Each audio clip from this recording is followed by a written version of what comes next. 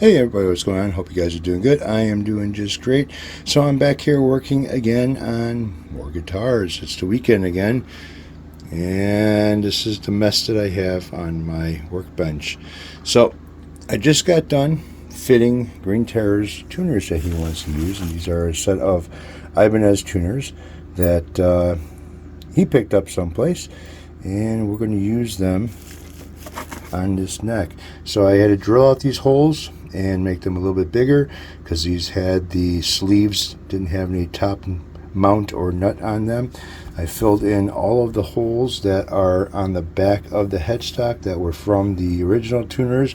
This has all been sanded down, and all the holes that were in the heel of the neck have been plugged and glued in, so I could start fresh over here and not have a bunch of Swiss cheese marks all over the place.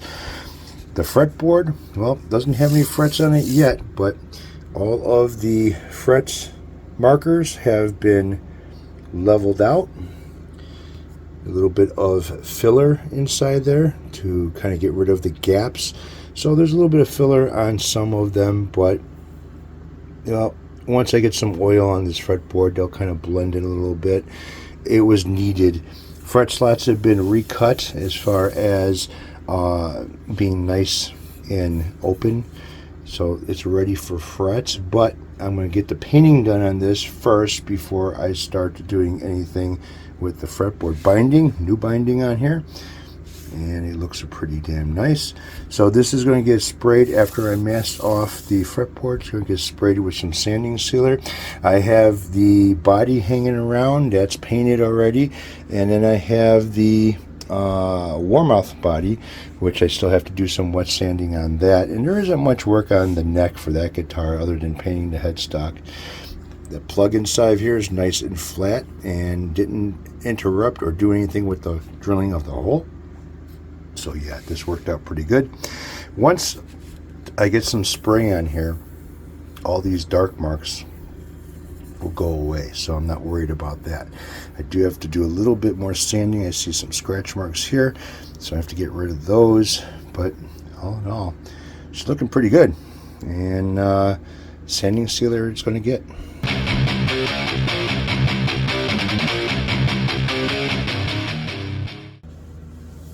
So here's the warmouth body that I've been working on, and it's looking pretty good so far as what I've been doing, how I've been doing it, and getting things done. Now, although it kind of looks like I'm resanding the surface and everything, which I am, because one of the nice things about the spray booth that I've got, and not only am I able to see with the lighting that I have in there, which is a high-powered 500-watt halogen bulb, I can see shadows. I can see anything that is on the surface of the finish that really doesn't look right. Not only if there might be some dust, which luckily I've been pretty lucky with the system that is built into the spray booth, where it's kind of dust and fume free inside that spray booth, and it goes through the filters and works out really good. But what I'm talking about is the body itself and the waviness of the body, and noticing that something is not right. Okay, so this body here, this is the warmouth body. Like I said, there was some issues over here that kind of carried into the back, into this area over here. I also found after spraying this that there were some issues over here as well that just didn't look right. So after I got done spraying this, kind of moved it a little bit with the light. The shadows were showing me that there were some low spots or high spots in the finish itself after I ended up doing the primering. So black is going to show everything. Now, when this sprayed out, it had a matte finish on it. It wasn't gloss, but it was enough to give me the shadows that I was looking for, to make sure that this body is going to be nice and even on both sides, that there is no issues with finish or anything else. Because once you add a clear coat to it and you start bending it with the light and stuff, you're going to notice a lot of flaws. So if this is supposed to be an arch top with a certain type of a design as far as the way it flares out, kind of like a Les Paul body. Now, this is not similar to a Les Paul body, but it does have an arch top on it. From here to here on each end around the edges, it doesn't flatten out like a Les Paul body would, but the lighting that I have showed me some issues with this. So there's enough paint on here to where I can actually sand those issues out and have a nice surface. So right now that's kind of what I'm doing with this. As you see, the binding looks really good. It came out really nice. I do have to scrape the top of the binding, which that has to be done prior to before I end up doing any finishing work or finishing painting on this. So that's got a little bit of a long way to go. So there is primer, there's sanding sealer on here, there's primer on here, and there is some paint on here. So what I'm doing right now is I'm locating, like, here's a low spot over here, there's some low spots over here, there was a little bit of an issue right over here on this body, so I get around over here, so I'm sanding that out. And like I said, there's enough paint on here that it should come out real easily, and I should be able to have a real nice finish. You know, black is like the hardest color to paint, and because it's black, it shows everything. I mean, it's not like the color white, it's not like the color yellow, or, you know, something like that, where a lot of these things, the light bounces off of that. Even though it's got a gloss finish on it, the light bounces off of it in a way to where it hides a lot of stuff.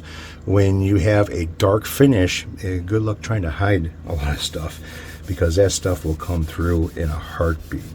So rather to take care of it now, fix it before doing any of the finishing work, because once you get the finishing work done, now you got to start all over again if you notice these issues. And that's not fun. I'd rather waste a can of paint on doing it this way than finishing it and having to strip everything off, including the design and every, you know, all the hard work that you've done to it, and redo it all over again. So I'd rather do it this way. So when you start seeing high spots in a finish, you'll start to sand like this, and you're basically removing that high spot as you're sanding it. And the paint that is on here is basically what's fixing it, instead of having to use some type of a filler, which you wouldn't be using a lot of filler. You'll be sanding a lot of it off, but there would be filler that is being used. So this thing's working out really good. I've been kind of taking my time with everything and not rushing. Plus with the conditions that I've got going on, and having to go to the doctor and all this other bullshit, and yeah and yada, it's been kind of a pain in the ass to get things done when, you know, I got other things that are taking up my time now, and I'm just taking my time getting this stuff done. I don't want to rush it. One of the things that I've noticed that you know, doing a rush job, it ends up looking like crap. Take your time, make things look nice, make everything look even.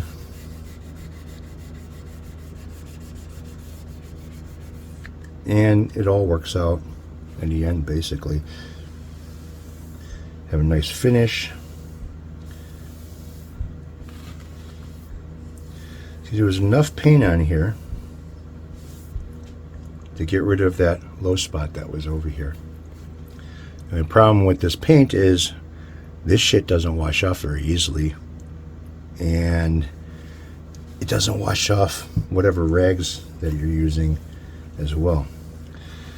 So what I've been doing for like the arch tops and stuff, and I'm just taking a piece of sandpaper, which, let me get a new piece of sandpaper.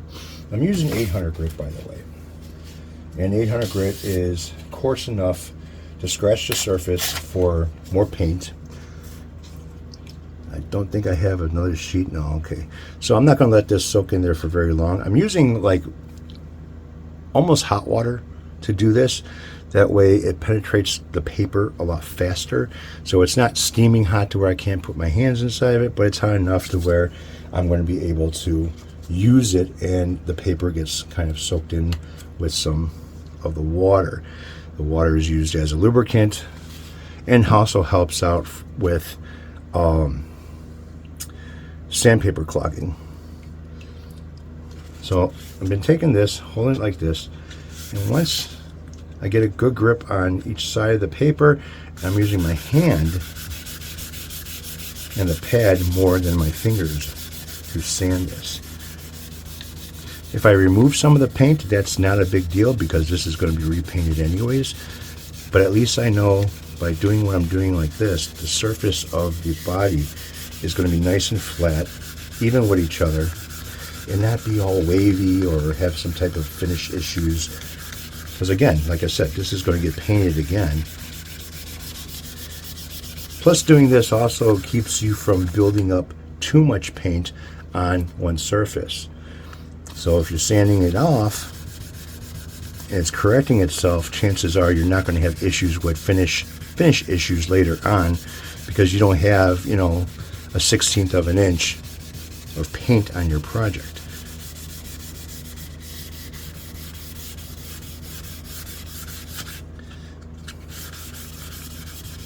But you can see that where some of the high spots are. High spot here, high spot here, high spot here. Now that I've leveled those down, that shouldn't have any types of waves in this finish at all. And it should spray out nice and even, giving me a nice coat. And the scratched surface is going to have something for that coat to stick to. So I've been working on the headstocks of both guitars. So there was a change up in the headstock for this body here. So I ended up filling in the holes for the truss rod cover. I got tape over the nut for the truss rod. And only the top of this is getting painted. I don't need to do anything else with the rest of it. The other one, I ended up doing some grain filling on here. I sprayed it out, and I noticed that there was quite a bit of grain that was showing through that the paint soaked into. And even though this does have a sanding sealer on it, it really didn't fill up too much of the grain. So I ended up putting some grain filler on here, and I'll be sanding that out soon. Also, he wanted to have some striping going on over here, some sharp points going into the neck itself. So we ended up working on something for that. And yeah, so I'm going to go ahead and call this pretty much it with the sanding. I really don't think I have to do anything else. I'm going to take my flashlight that I have, and I want to take the flashlight and kind of bend it around the body here to see if I see any more shadows or anything going on. Right now the fluorescent light is not going to give me what I'm looking for, because the finish is a lot more duller than what I started off with. But like I said, this is for the owner, so he's seeing that there's progress getting done on his body. Everything's nice and sanded very, very smooth, ready for the next coats of paint. Everything is rounded. There's no flat spots around the body at all as far as what you're going to feel. And so this came out really, really good. Rebonded it. When I spray this out, you know, I don't have to cut a lot of masking off the binding before spraying it. Helps with a lot of, you know, having not to scrape this off, even though there's a little bit of paint on here right here, but I have a nice clean edge over here to where when I do clean the binding, I don't have to remove pieces of the binding when I'm scraping it, making a very deep dip on each side of the binding where the paint is. That way when I put some clear coat on there, it all blends in nice and flat, and there won't be any issues where there's a divot where the binding is going into the painted parts of the body. So that's it for now, guys. That's kind of what I've been up to, and I'm gonna go get this crap off my hands, because sometimes it doesn't come off very easily. All right, take it easy, everyone.